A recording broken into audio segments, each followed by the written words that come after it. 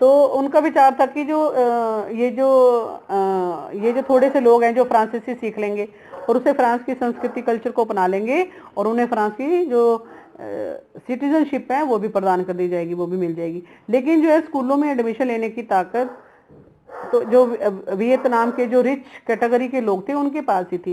ये देश की जो पॉपुलेशन की थी उसका बहुत छोटा सा हिस्सा थे रिच लोग, तो जो स्कूलों में दाखिला जो है उनको एडमिशन जो है वो ले पाते थे। उनमें से बहुत सारे थोड़े विद्यार्थी ऐसे होते थे जो उसमें से जो है स्कूल की पढ़ाई जो है वो अपनी पूरी करते थे। एक्चुअली बहुत सारे बच्चे जो थे लास्ट जो उनका ईयर होता था उसकी परीक्षा जो है वो जानबूझ करके उनके फेल कर दिया जाता था ताकि वो अच्छी नौकरियां जो है और उनको ये जो आपके जो बच्चे उनको जो है इसलिए फेल कर दिया जाता था कि वो अच्छी जॉब ना मिल पाए उनको। तो वो 1925 में 1.7 करोड़ की जो पॉपुलेशन थी उसमें जो है स्कूल के जो एजुकेशन पूरी पढ़ाई जो है अपनी पूरी करने वालों की संख्या सिर्फ 400 से भी कम थी। ठीक है, वो क्यों थी? क्योंकि उनको फेल कर दिया जाता था। और जो स्कूली जो बुक्स थी उसमें फ्रांसीसियों का जो बहुत ज़्यादा जो है वो उनका प्रेज किया जाता था। कॉलोनिज्म जो रूलर्स थे उनको सही बताया जाता था, जो वियतनामी को बहुत पिछड़ा बताया जाता था और फिजिकली जो वो लेबर करते थे सिर्फ वही कर सकते थे, लेकिन जो मेंटली कुछ काम होते थे वो उसके लायक बिल्कुल नहीं है, वो सिर्फ खेतों में काम करने के लायक थे। तो इस प्रकार जो है वो वियतनाम में फ्रांसीसी जो सिस्टम की स्थापना हुई तो वियतनामी किसान जो है वो मतलब एक जो डकैत होती है ना, डाकू होते हैं, उनके भय से आज़ाद हो गए थे। तो चारों तरफ अब क्या था, अमन चैन था और किसान जो है दिल लगाकर जो है अपना काम कर सकते थे। ठीक है, तो इसमें जो है नेक्स्ट आप देखेंगे अब मॉडर्न जो दिखने की एक लोगों में वो होती है इंटरेस्ट होता है या चाह होती है, वो क्या होती है? ठीक है, तो ये जो पश्चिमी आपकी वेस्टर्न जो एजुकेशन है उसमें 1907 में जो टोंकिन फ्री स्कूल जो है वो खोले गए थे। ठीक है, और ये जो स्कूल था उसमें साइंस, आपकी हाइजीन, आपकी फ्रांसीसी भाषा जो थी उसकी क्लासेस जो थी उनको शामिल किया गया था। ये जो क्लासेस थी वो शाम को लगती थी और उनके लिए अलग से फीस भी ली जाती थी। तो इस स्कूल की के तो मॉडर्न के क्या क्या कौन से लोग मॉडर्न होते हैं उस इस इससे जो है उस समय की आइडियाज जो है वो अच्छी तरह से समझा जा सकता है कि क्या है। स्कूल की आप देखें तो उसमें वहाँ साइंस और जो वेस्टर्न आइडियाज थे उनकी एजुकेशन प्राप्त करना ही काफ़ी नहीं था। जो मॉडर्न बनने के लिए जो है वियतनामियों को पश्चिमी जो वेस्टर्न के लोग हैं उनके जैसा दिखना भी पड़ेगा। इसलिए ये स्कूल अपने छात्रों अपने स्टूडेंट को वेस्टर्न जो लाइफ स्टाइल था उसको अपनाने के लिए बताता था कि ऐसा बनो तुम।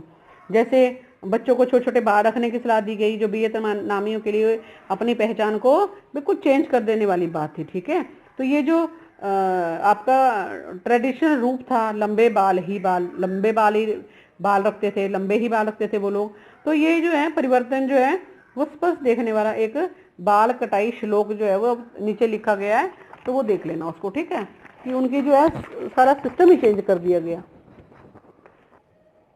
तो नेक्स्ट है हमारा रेजिस्टेंस इन स्कूल्स, यानी कि स्कूलों में विरोध के मतलब जो साउंड्स थी वो सुनने को मिली। जो बेटे टीचर्स थे और जो स्टूडेंट्स थे वो इन जो बुक्स थी और जो ये आपका जो सिलेबस था उसको जो है आंखें बंद करके जो है उसको नहीं मतलब उसका अनुसरण नहीं कर सकते, नहीं किया गया। और कहीं जो है इनका बहुत ज़्यादा विरोध हुआ और कहीं लोगों ने तो चुपचाप जो है उसमें जो है उसको उसमें हो गए शामिल। जैसे जैसे छोटी छोटी क्लासों में वियतनामी शिक्षकों की संख्या जो है वो बढ़ती गई और इस प्रकार जो है कंट्रोल करना बहुत ज़्यादा मुश्किल होता गया।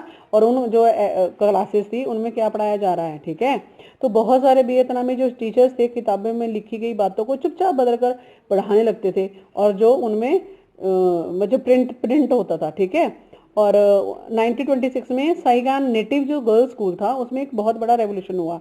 ठीक है, आंदोलन हुआ, उसमें मूवमेंट हुआ। तो उसमें जो है जो उनका डिबेट था वो तब शुरू हुआ जब एक कक्षा में अगली सीट पर बैठी हुई जो वियतनाम लड़की थी उसको उठाकर जो है किसी पीछे की रो में बैठने के लिए जो है बोल दिया गया, क्योंकि अगली सीट पर एक वहां पर फ्रांसीसी लड़की को बैठना था। तो वियतनामी लड़की ने उस सीट छोड़ने से मना कर दिया। तो स्कूल का जो प्रिंसिपल था बेटे, जो एक क्लोन था, यानी कि जो कॉलोनीज थी उसमें जो फ्रांसीसी रहते हैं उनको कॉलोन बोला जाता है। ठीक है, तो उसने लड़की को स्कूल से जो है वो निकाल दिया, जब वो दूसरे विद्यार्थी जो स्टूडेंट थे उन्होंने प्रिंसिपल के जो ये उन्होंने अपना फैसला दिया उसका विरोध किया, ठीक है, तो उन्हें भी स्कूल से निकाल दिया गया। तो इसके बाद जो है जब ये इतना फैल गया, ये बात फैल गई, तो लोग जो है खुलेआम जो है वो पोजेशन जो है वो निकालने लगे।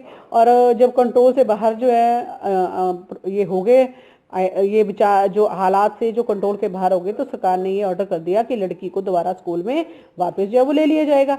तो प्रिंसिपल ने लड़की को वापस जो है एडमिशन दे दिया, लेकिन साथ ही ये भी बोल दिया कि मैं सारे वियतनामियों को पांव तले कुचल दूंगा, यानी कि मैं खत्म कर दूंगा। तो तुम लोग मुझे वापस भिजवाना चाहते हो ना, तो अच्छी तरह ये बात जो है तुम सुन लो कि जब तक एक भी वियतनामी कोचीन चाइना में मतलब वहां रहने की जरूरत नहीं करेगा, ठीक है, जब तक जो है वो मैं यहाँ से जाने वाला नहीं हूँ। तो दूसरे इलाकों में जो स्टूडेंट थे उन्होंने सरकार की इस चाल को बहुत ज़्यादा जो है उसका विरोध किया, और वियतनामी बच्चों को जो एक अच्छी जॉब होती है, ठीक है ना, उनको नौकरियों के लायक जो है उनको जो है एबिलिटी ना मिले, ठीक है। तो ये जो स्टूडेंट थे वो उनके पेट्रिज्म की जो एक अंदर से भावना थी वो उससे बहुत ज़्यादा इम्प्रेस थी या प्रेरित थी। उन्हें विश्वास था कि जो एजुकेशन को जो शिक्षित लोग होते हैं उनको समाज में भले के लिए जो उस सोसाइटी में काम करना चाहिए। और उसी आइडियाज़ के कारण न केवल फ्रांसीसियों के साथ बल्कि जो वहाँ की लोकल जो क्लास है उसके साथ भी उनका जो है वो आपस में उनके आइडियाज़ नहीं मिलने लगे, क्योंकि दोनों को यही लगता था कि इस तरह के उनकी हैसियत जो है वो पावर जो है वो क्या हो जाएगी, प्रॉब्लम में आ जाएगी। 1920 के जो टाइम पीरियड में आते आते जो स्टूडेंट्स थे उन्होंने पॉलिटिकल पार्टीज बनाने लग गए, और उसमें उन्होंने यंग अनान जो है वो पार्टियां जो है वो बना ली थी। और वो अनानीज स्टूडेंट्स यानी कि अनान के जो स्टूडेंट थे उन्होंने ऐसी जो है बहुत सारी पत्रिकाएं यानी कि किताबें जो है वो भी निकालने लगे थे। जो स्कूल्स थे वो पॉलिटिकल कल्चर के जो स्ट्रगल थे उनके उसमें जो है वो चेंज हो गए। एजुकेशन पर कंट्रोल के माध्यम से जो फ्रांसीसी वियतनाम पर अपना जिन्होंने कब्जा कर दिया था और उनको मजबूत करने की जो सोचते थे वो, तो वे जनता की जो तौर तरीके हैं या उनको चेंज करने के जो प्रयास करते थे ताकि लोग फ्रांसीसी सिविलाइजेशन को अच्छा माने और वियतनामियों को बहुत कम नज़र से देखें, यानी कि उनको अच्छा ना समझे। और दूसरी तरफ ऐसा था कि वियतनामी जो बुद्धिजीवी थे यानी कि बहुत ज़्यादा पढ़े लिखे लोग थे, उनको लगता था कि फ्रांसीसियों के जो रूलर्स थे उन्होंने वियतनाम ना केवल अपने सिर्फ अपना कंट्रोल के लिए जो है खोला जा रहा है, बल्कि जो है अपनी आइडेंटिटी भी जो है क्या वो ख़त्म कर रहा है। उनके कल्चर उनकी वैल्यूज़ का जो है अपमान किया जा रहा है, और लोगों को राजा और प्रजा वाला जो है एक फीलिंग जो है वो उसमें पैदा हो रही है। तो फ्रांसीसी कॉलोनीज जो शिक्षा के खिलाफ जो चल रहा जो ये स्ट्रगल था कॉलोनिज्म के विरोध और फ्रीडम के हक के लिए जो है उसमें बहुत बड़ा एक हिस्सा बन गया, ठीक है। तो इसके साथ ही जो है आपका मैं यही ये लेक्चर समाप्त करती हूँ, ख़त्म करती हूँ। नेक्स्ट लेक्चर में हम नेक्स्ट पढ़ेंगे। Thank you.